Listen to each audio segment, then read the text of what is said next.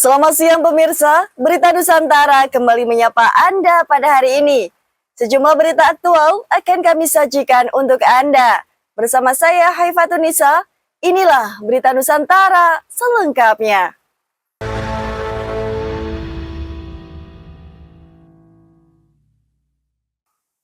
Pemirsa, praktik judi online kian mengkhawatirkan.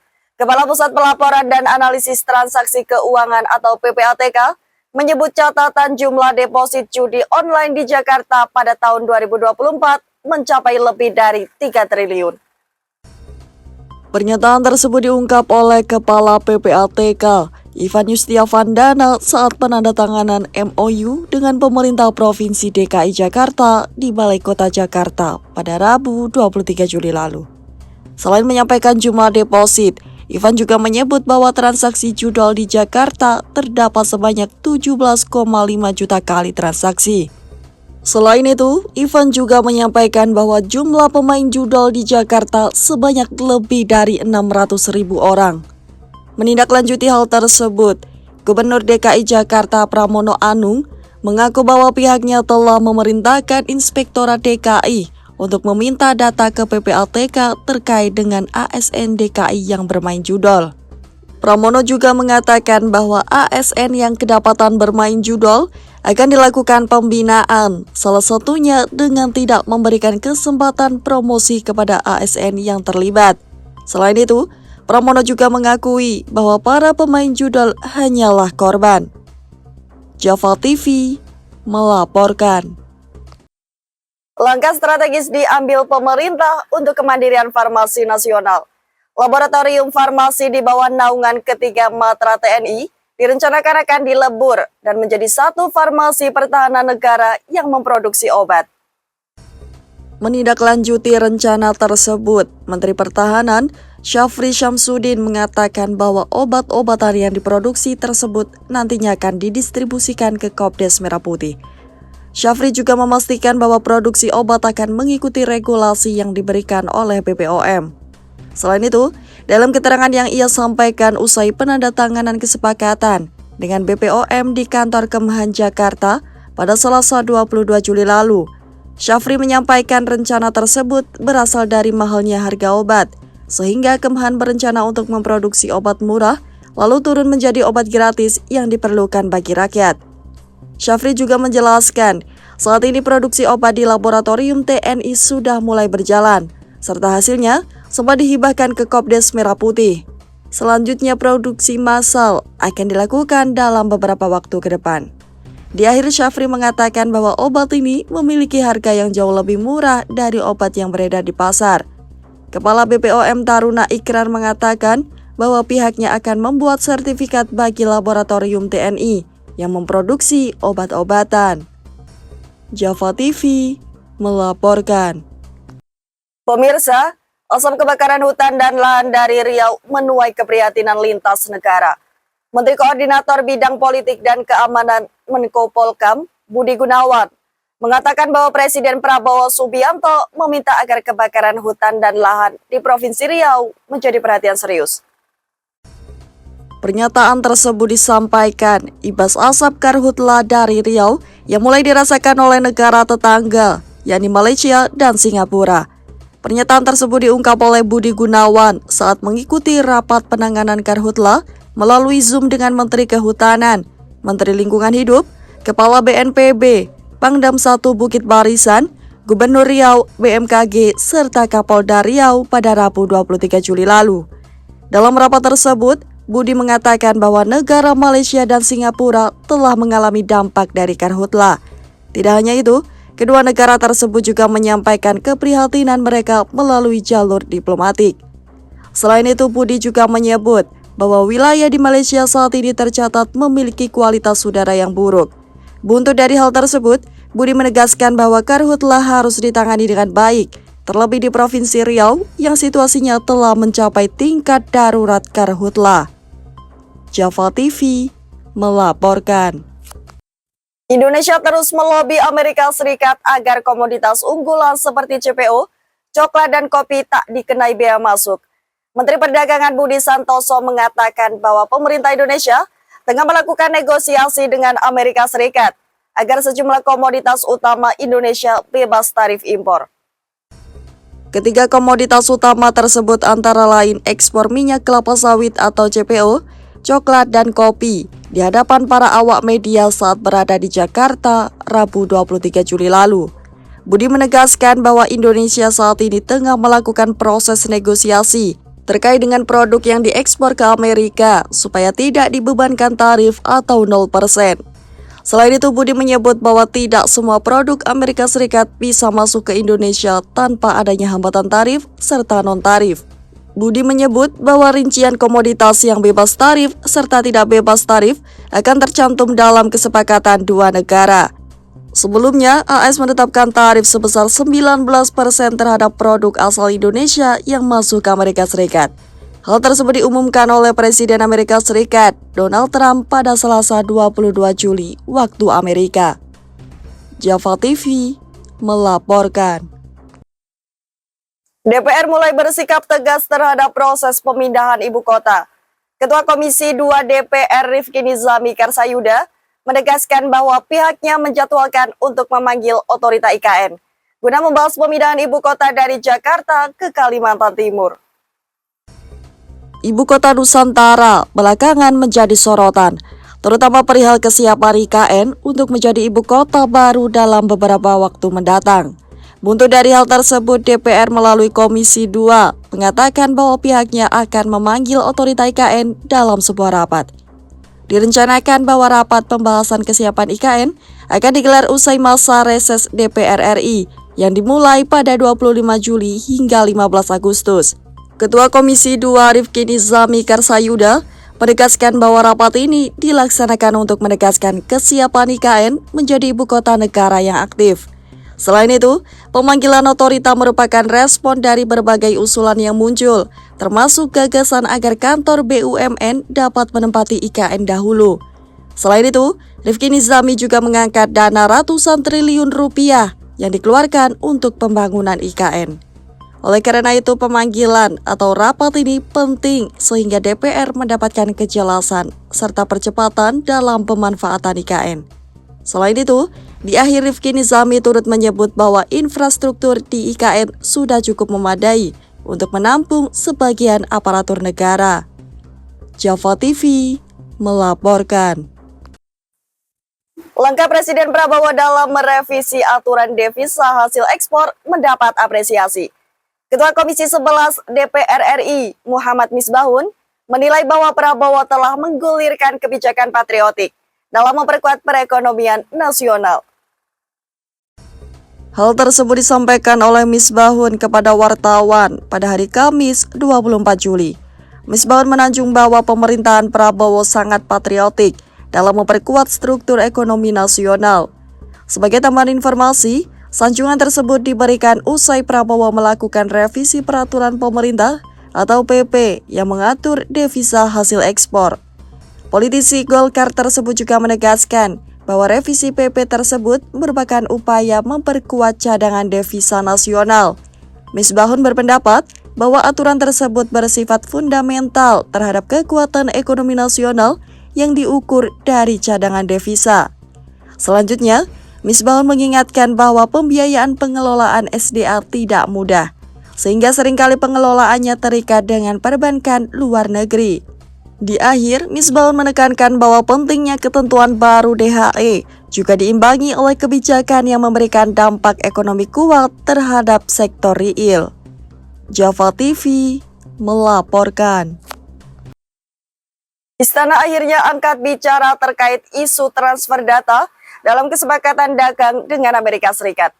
Kepala Kantor Komunikasi Kepresidenan, Hasan Nasbi, mengatakan bahwa kesepakatan transfer data antara Indonesia dan Amerika Serikat hanya sebatas kepentingan pertukaran barang dan jasa tertentu.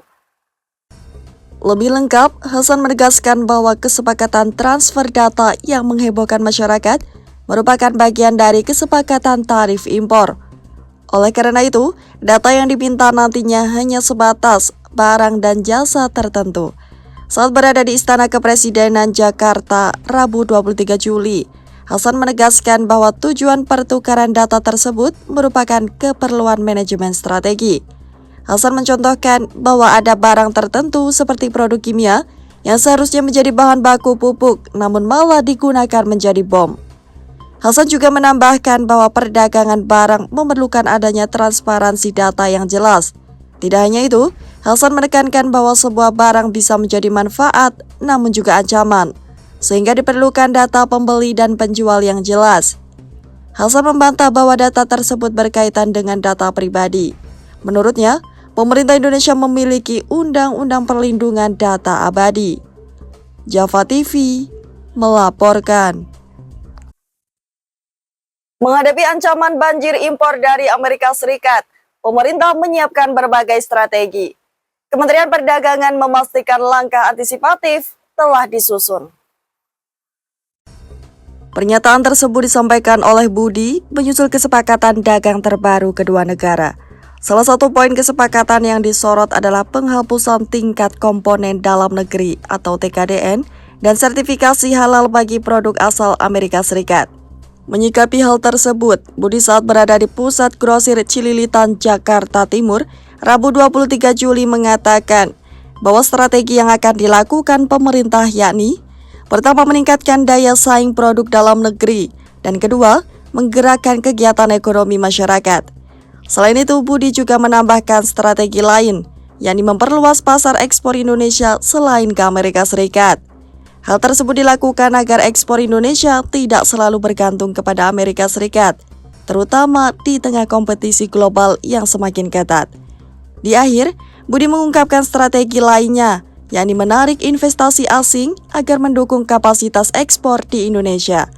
Dalam hal ini, Budi berujar bahwa investor dari Cina tertarik menanamkan modal karena menilai Republik Indonesia memiliki pasar ekspor yang luas. Java TV melaporkan. Pemirsa, penguatan koperasi kembali digaungkan. Wakil Ketua MPR Edi Suparno menegaskan komitmennya dalam menyukseskan program Kopdes Merah Putih sebagai wujud amanat konstitusi.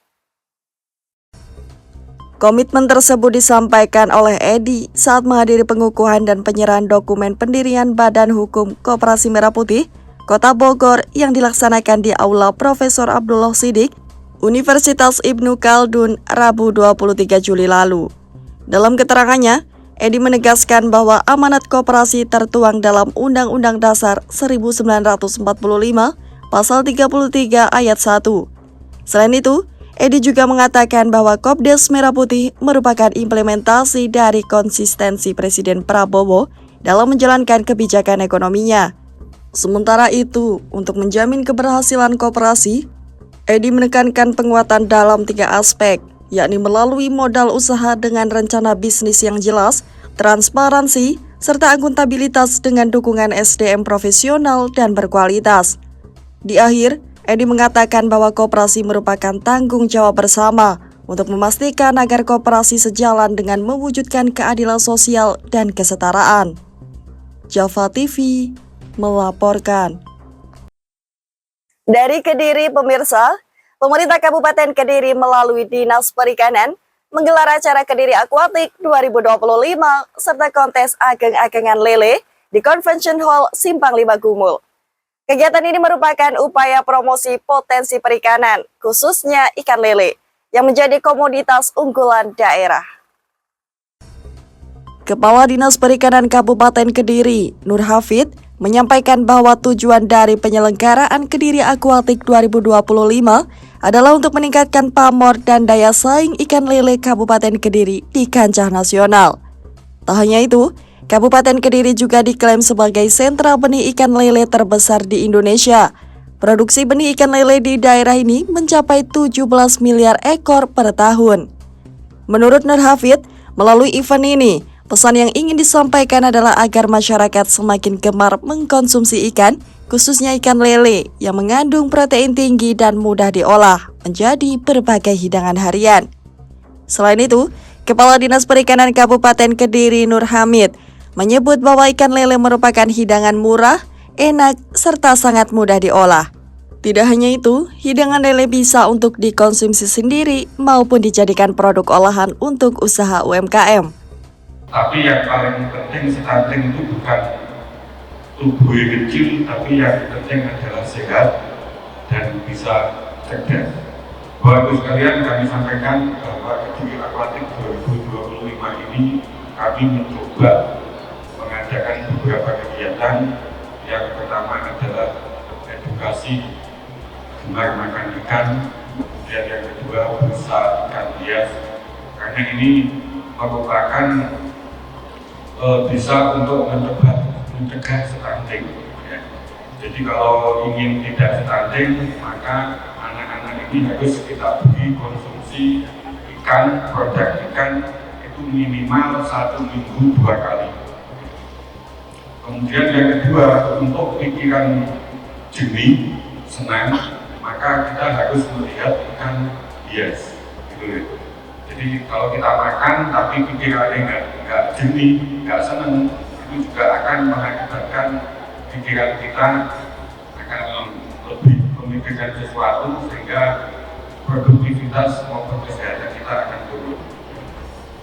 Jadi kami ingin pada tahun ini dan tahun depan, kalau dulu kita ke arah ibu-ibu resiko stunting atau dikatakan dalam bahasa itu adalah wasting, maka saat ini kami ingin mencoba kepada anak-anak yang usia sekolah, di mana ini nanti akan menciptakan generasi emas tahun 2024. Kegiatan Kediri Aquatic 2025 ini dilaksanakan selama 2 hari.